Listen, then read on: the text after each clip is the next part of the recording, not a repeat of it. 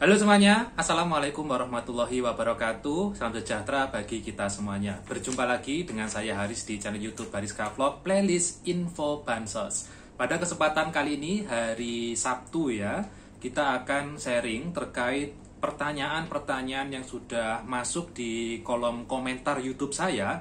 Dan di sana mungkin saya belum sempat menjawab, maka saya akan bantu menjelaskan atau menjawab melalui video ini. Pertanyaan nanti ada dari beberapa yang saya ambil. Di sini saya sudah mengambil 4 pertanyaan, di mana keempat pertanyaan ini mewakili 4 topik ya. Jadi ada topik terkait perbedaan nama KTP dengan KKS sehingga bantuan PKH-nya tidak cair.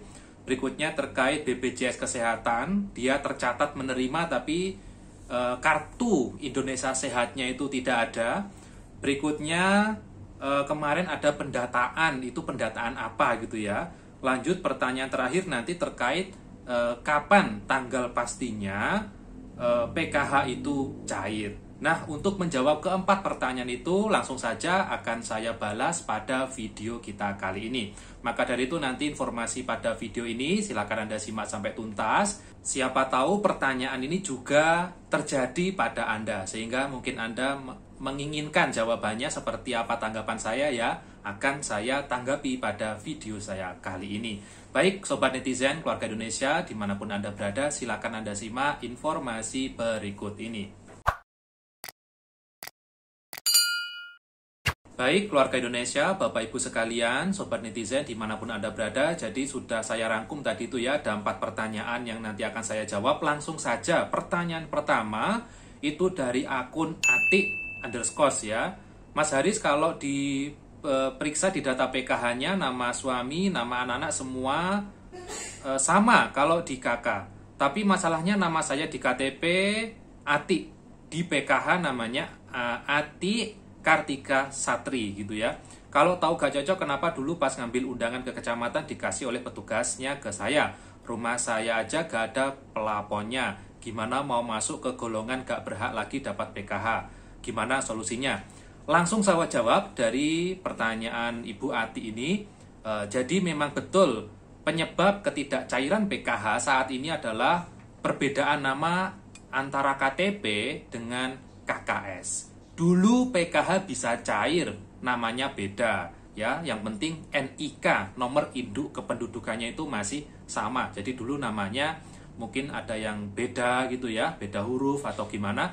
Mungkin dulu saat pendataan awal tahun-tahun itu Anda menggunakan nama itu, sehingga dicetakkanlah kartu KKS atas nama itu dengan dicocokkan nomor induk kependudukan dari Anda sekalian ya. Tapi saat ini tahun 2022 itu adanya perbedaan nama ini menjadi salah satu penyebab kenapa bantuan itu tidak cair, karena adanya gagal omspan ya. Jadi kalau NIK-nya sama tapi namanya beda, itu tetap gak akan terbaca di dalam sistem bansos, sehingga bansosnya itu tidak cair.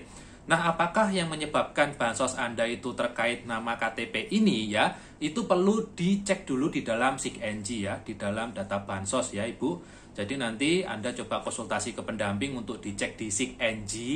Kalau nanti pendamping mungkin belum bisa merespon, Ibu bisa konsultasi ke Dinas Sosial Kabupaten atau Kota ya, di operator SIG-NG, untuk mengecek apakah kendala tidak cairnya itu ada di dalam perbedaan nama itu ya.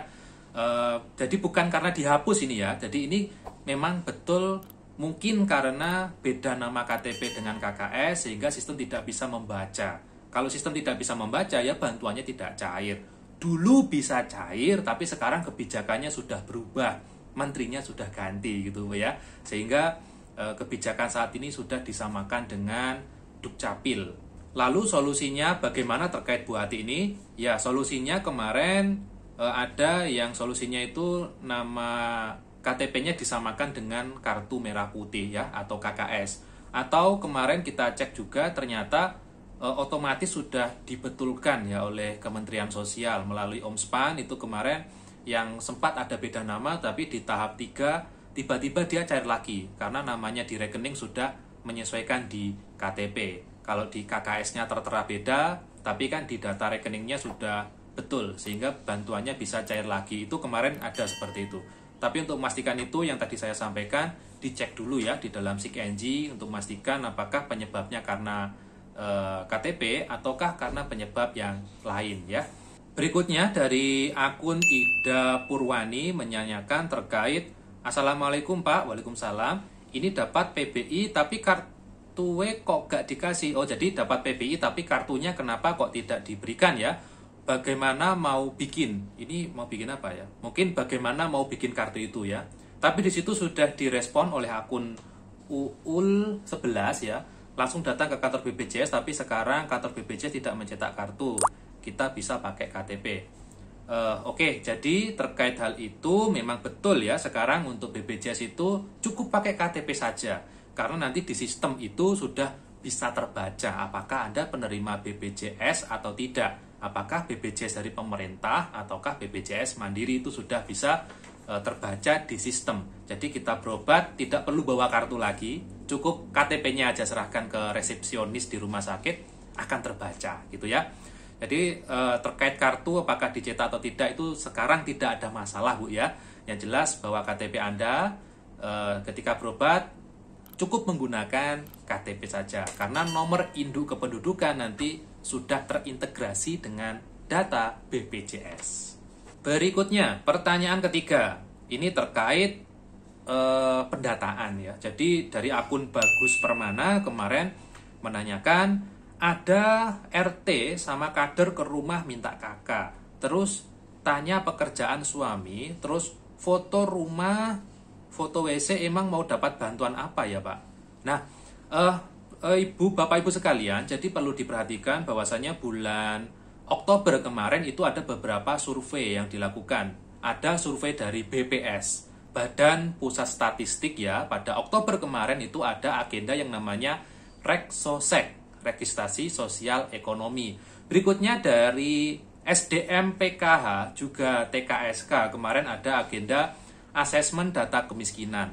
Dan kemarin yang datang ke Ibu itu dia pakai apa seragamnya? Apakah pakai logo seperti saya ini atau gimana? Kalau logonya ada seperti ini, yaitu mungkin asesmen data kemiskinan. Asesmen data kemiskinan itu muaranya kemana?